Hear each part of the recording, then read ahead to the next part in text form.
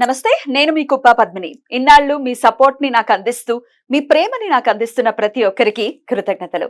ఇప్పుడు చూడబోతున్న ఈ వీడియో కూడా ఖచ్చితంగా మీకు ఉపయోగపడుతుంది. లైక్, షేర్ అండ్ సబ్స్క్రైబ్ చేసి మీ ఇష్టాన్ని అలాగే మీ సపోర్ట్ ని నాకు అందించండి. అలాగే ఈ వీడియో పట్ల మీ అభిప్రాయాన్ని కమెంట్ సెక్షన్ లో కమెంట్ చేసి నాకు తెలియజేయండి. నమస్తే.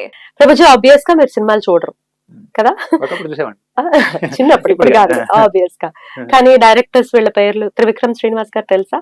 ఒక డైరెక్టర్ ఉన్నారు, ఆయన ప్రశ్న ఇది యాక్చువల్ గా.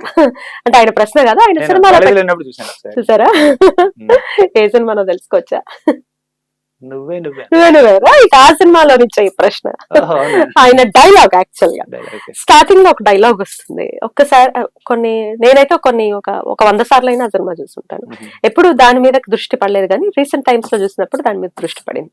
ఆయన వాడినటువంటి డైలాగ్ ఏంటి అంటే, మనిషి ప్రాణానికి, ఆయువుకి లిమిట్ పెట్టినటువంటి దేవుడు మనసుకి మాత్రం లిమిట్ పెట్టలేదు అని అన్నాడు.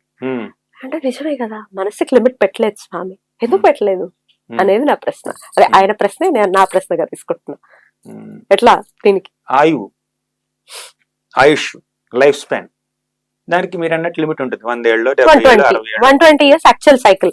ఓకే, 20 అనుకోండి, 1,00,000 సంవత్సరాలు అనుకోండి, కృతయుగంలో దానికి లిమిట్ ఉంటుంది. ఓకేనా? మనసుకు లిమిట్ లేదు. ఎందుకంటే ఈ శరీరం, ఇప్పుడు ఆయువు అంటే ఏమిటి? మనం శరీరంలోకి ప్రవేశించినటువంటి సమయం నుంచి ఆ శరీరం నుంచి బయటపడే సమయం వరకు ఆయువు అంటాం మనం. అసలు చెప్పాలంటే వ్యక్తికి చావే లేదు. లిమిట్ పెట్టారా? లిమిట్కి పెట్టలేదు అన్నారు కదా మీరు. అసలు లిమిట్ లేదు మనకి, లిమిట్లెస్. మీరు భగవద్గీత చదవండి. కృష్ణుడు ఏమన్నాడు భగవద్గీతలో? అజో నిత్య శాశ్వతోయం పురాణో హన్యతే హన్యమానే శరీరం అన్నాడు. లిమిట్ పెట్టింది ఏమిటో తెలుసా? దేనికో తెలుసా? ఈ శరీరానికి. ఈ శరీరానికి ఒక పుట్టుక ఉంటుంది, ఈ శరీరానికి ఒక చావు ఉంటుంది, ఈ శరీరానికి ఒక బిగినింగ్ ఉంటుంది, ఒక ఎండింగ్ ఉంటుంది. అది మీరు అంటున్నారు లిమిట్. ఆయుష్ అంటే ఏమిటి? అది ఆత్మకి ఆయుష్ కాదు, ఆత్మకి చావే లేదు, శరీరానికి ఆయుష్ అది. ఇక మనసుకి లిమిట్ అంటారా? ఇప్పుడు మనసు సటిల్. సటిల్ అంటే సూక్ష్మం. శరీరాన్ని చూడగలుగుతున్నారు మీరు, ఆ శరీరంలోకి జరిగేటటువంటి మార్పుల్ని, ఆది అంతాన్ని చూడగలుగుతున్నారు, కానీ మనసుని చూడలేకపోతున్నారు. కానీ మనసు ఉంది. యాక్చువల్లీ శరీరం ఫంక్షన్ అవ్వడానికి మనసు యొక్క రోల్ చాలా ఉంది. మనకి కాలికి దెబ్బ తగిలితే ఎంత బాధపడతామో దానికన్నా ఎక్కువ బాధపడతాం మనసుకి దెబ్బ తగిలితే. ఎందుకంటే మనసు కనపడకపోయినా, కంటికి కనపడకపోయినా మనసు ఉంటుంది. ఒక వ్యక్తికి మనసు ఉండాలి, బుద్ధి ఉండాలి, అహం ఉండాలి, అహంకారం, అస్తిత్వం ఉండాలి. ఈ మూడు ఈ శరీరానికి, అంటే ఒక వ్యక్తికి ఉన్నటువంటి నేచురల్ ఎటర్నల్ ఫ్యాకల్టీస్ అన్నమాట. ఇప్పుడు కృష్ణుడు అంటాడు భగవద్గీతలో, భూమి రాపో నలో వాయు ఖమ్మ నో బుద్ధిరేవచ అహంకార ఇతీయం మే భిన్నా ప్రకృతిరష్టద. భూమి, జలము, అగ్ని, నీరు, వాయువు, ఇవన్నీ పంచ మహాభూతాలు, భౌతిక పదార్థాలు. అవునా? వీటితో చేయబడినటువంటిది ఈ శరీరం. ఓకేనా? స్థూల శరీరాన్ని ఈ 5 పంచమహాభూతాలతో మ్యానుఫ్యాక్చర్ చేశారనమాట. తర్వాత లోపల సూక్ష్మ శరీరం ఉంటుంది, మనసు, బుద్ధి, అహంకారం, MBA. ఓకేనా? మనసు, బుద్ధి, అహంకారం ఉంటుంది. ఈ మనసు, బుద్ధి, అహంకారం శరీరం చచ్చిపోయినా కూడా, పంచమహాభూతాలతో చేసినటువంటి ఈ శరీరం చనిపోయినా సరే, మనసు, బుద్ధి, అహంకారం అనేటటువంటి ఈ సూక్ష్మ శరీరం ఆత్మని ఒక స్థూల శరీరం నుంచి ఇంకో స్థూల శరీరానికి తీసుకెళ్తుంది. సో ఇప్పుడు ఆత్మతో కంబైన్ అయి ఉంటుందా మనసు? ఆత్మకున్నటువంటి ప్రాపర్టీస్ అనమాట. ఆత్మ అంటే ఎవరు? వ్యక్తి, ద పర్సన్. ఓకేనా? నేను, అది ఆత్మ. నేను వ్యక్తిని అంటే, ఒక వ్యక్తిగా నాకు ఒక మనసు ఉండాలి, బుద్ధి ఉండాలి, అహం ఉండాలి. అహం అంటే అహంకారం, అస్తిత్వం, ఒక సెన్స్ ఆఫ్ ఐడెంటిటీ ఉండాలి. ఓకేనా? అహం అంటే నేను చెప్పేది ఆ ఈగో గురించి మాట్లాడలేదు. ఫాల్స్ ఈగో ఉంటుంది చూడండి, అహంకారం, అది కాదు. అహం అంటే ఒక అస్తిత్వం, ఒక సెన్స్ ఆఫ్ ఐడెంటిటీ. నాకు ఒక ఐడెంటిటీ ఉండాలి, నాకు మనసు ఉంది, బుద్ధి ఉంది. అది ఆత్మతో ఎప్పుడు ఉంటుంది. ఆధ్యాత్మిక జీవనం కొనసాగించేటటువంటి వ్యక్తుల్లో మనసు, బుద్ధి, అహంకారం ఆధ్యాత్మికంగా ప్రవర్తిస్తుంటాయి. కానీ భౌతిక జీవనం సాగించేటటువంటి వ్యక్తుల్లో మనసు, బుద్ధి, అహంకారాలు భౌతికంగా ప్రవర్తిస్తూ ఉంటాయి. అంటే మనం కొంచెం టాపిక్ ఎలాబరేట్ అయిపోతుంది కానీ చెప్తాను. ఇప్పుడు మెటీరియల్ మైండ్కి, ఈ భౌతికంగా ఉన్నటువంటి ఈ మనసుకి మెటీరియల్ ఎమోషన్స్ ఉంటాయి, మెటీరియల్ అటాచ్మెంట్స్ ఉంటాయి, మెటీరియల్ ఫీలింగ్స్ ఉంటాయి. తర్వాత స్పిరిచువల్ లైఫ్ పాటించే వాళ్ళకి స్పిరిచువల్ ఎమోషన్స్ ఉంటాయి, భగవంతుడిని ప్రేమిస్తారు వాళ్ళు.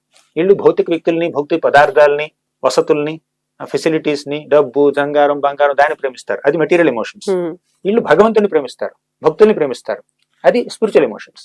వీళ్ళ బుద్ధి ఏమిటంటే భౌతికవాదులకి వాళ్ళ బుద్ధి కూడా భౌతికంగా పనిచేస్తూ ఉంటుంది.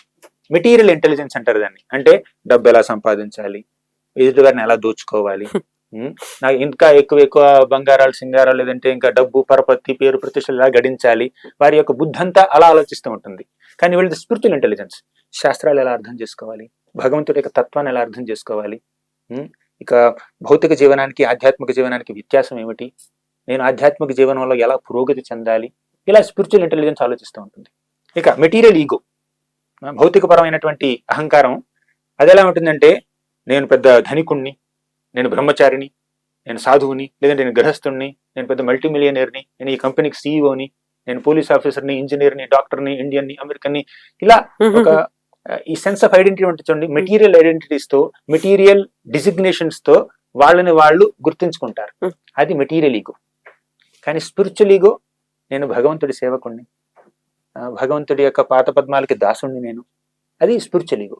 ఇలా సెటిల్ బాడీ, ఆత్మకు ఉన్నటువంటి న్యాచురల్ ఫ్యాకల్టీస్, సహజ సిద్ధమైనటువంటి సంపదలే మనసు, బుద్ధి, అహంకారం, MBA. ఈ మనసు, బుద్ధి, అహంకారం భౌతిక జీవనం గడిపే వారికి భౌతికంగా ఆలోచిస్తూ ఉంటాయి, మనసు, బుద్ధి, అహంకారం ఆధ్యాత్మిక జీవనం గడిపే వారికి ఆధ్యాత్మికంగా ఆలోచిస్తుంటాయి. మనం చెప్పుకున్నాం స్పిరిచువల్ MBA, మెటీరియల్ MBA తెలుసుకున్నాం. అంటే మనసు, బుద్ధి, అహంకారం ఎప్పుడూ ఉంటాయి. మనసుకు లిమిట్ లేదు, ఎందుకు ఉండాలి, అది సెటిల్. ఇక్కడ నేను కూర్చున్నాను, ఎక్కడికో వెళ్ళిపోతుంది మనసు, స్వర్గలోకానికి వెళ్ళొచ్చు. భౌతికంగా ఆలోచించే వాళ్ళకి నేను ఎక్కడ కూర్చుంటే నా మనసు అమెరికా గురించో లేదా ఇంకెక్కడి గురించో ఆలోచిస్తుంది. కానీ స్పిరిచువల్గా ఆలోచించే వాళ్ళు ఇక్కడ కూర్చుంటే పుణ్యక్షేత్రాల గురించి, భగవంతుడి గురించి, భగవంతుడి నామ రూప గుణ లీలాల గురించి, భాగవతం గురించి ఆలోచిస్తుంది. మనసుకు లిమిట్ లేదు, దేవుడి గురించి ఆలోచించండి. అసలు మనసుకున్నటువంటి ఆ నైజం అంటే మన చైతన్యం గనక సరిగ్గా ఉంటే మనసు న్యాచురల్ గా, సహజంగా భగవంతుడి గురించి ఆలోచిస్తుంది. సవై మనః కృష్ణ పదారవిందై ఓర్వచాంసి వైకుంఠ గుణానువర్ణని. అంబరీష్ మహారాజ్ ఎక్కడ కూర్చున్నా కూడా మనసు ఎప్పుడు ఆయన భగవంతుడి గురించి ఆలోచిస్తుంది. యా మాధవ ధ్యాయిని, మనసు ఎప్పుడు భగవంతుడిని ధ్యానిస్తూ ఉంటుంది. లిమిట్ లేదు, ఆ ధ్యానానికి లిమిట్ లేదు, ఆ ఆలోచనకి లిమిట్ లేదు, భగవంతుడి పట్ల ఉన్నటువంటి ఆ స్పిరిచువల్ ఎమోషన్స్ కి లిమిట్ లేదు, మెటీరియల్ ఎమోషన్స్ కూడా లిమిట్ లేదు, స్పిరిచువల్ ఎమోషన్స్ కూడా లిమిట్ లేదు. దేర్ఫోర్ మనసుకి లిమిట్ లేదు. లిమిట్ పెట్టకపోవడమే భగవంతుడు మన మీద చేసినటువంటి అపారమైన కృప అని ఖచ్చితంగా అనుకోవచ్చు కదా. లిమిట్ పెట్టడం అంటే మనసు, ఇప్పుడు షుగర్ ఉందండి, ఓకేనా, షుగరు అంటే పంచదార కారంగా ఎందుకు లేదు, కారంగా ఎందుకు ఉండకూడదు, అది మ్యానుఫ్యాక్చర్ డిఫెక్ట్. అది అసలు అది కారంగా ఉంటే దాన్ని పంచదార అనం మనం, తీయగా ఉంటే దాన్ని మిరపకాయ అనం మనం. అలాగే లిమిట్ ఉంటే దాని మనసు అనం.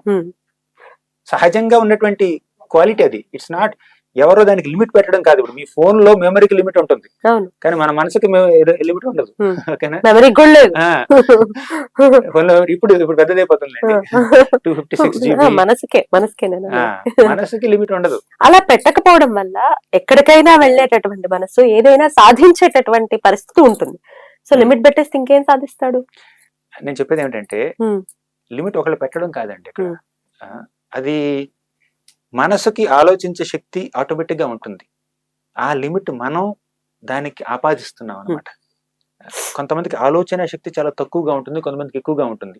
అదంతా వారి యొక్క చైతన్యం బట్టి, వారు జన్మల నుంచి గడిస్తున్నటువంటి ఈ త్రిగుణాలతో ఉన్నటువంటి సంబంధం ఉంటుంది చూడడానికి. ఏమంటది, సత్వగుణం, రజోగుణం, తమోగుణం, వీటి వల్ల మనిషి ప్రభావితుడు అవుతుంటాడు. అలా ప్రభావితుడు కావడం వల్ల మనసు సరిగ్గా ప్రభావితుడైతే చక్కగా ఆలోచిస్తుంది, లిమిట్ లేకుండా చాలా గొప్పగా పెద్ద విజన్తో ఉంటుంది అనమాట మనసు బుద్ధి. కానీ సరిగ్గా ప్రవర్తించకపోతే, చెడ్డ పనులు చేస్తే మనసు లిమిట్ అయిపోతుంది అనమాట. ఆ లిమిట్ అంతా భగవంతుడు పెట్టినటువంటి లిమిట్ కాదు, అది మనం చేసినటువంటి పనుల వల్ల అది ఆపాదించబడినటువంటి లిమిట్ అది. అట్లా అర్థం చేసుకోవాలి డెఫినెట్లీ.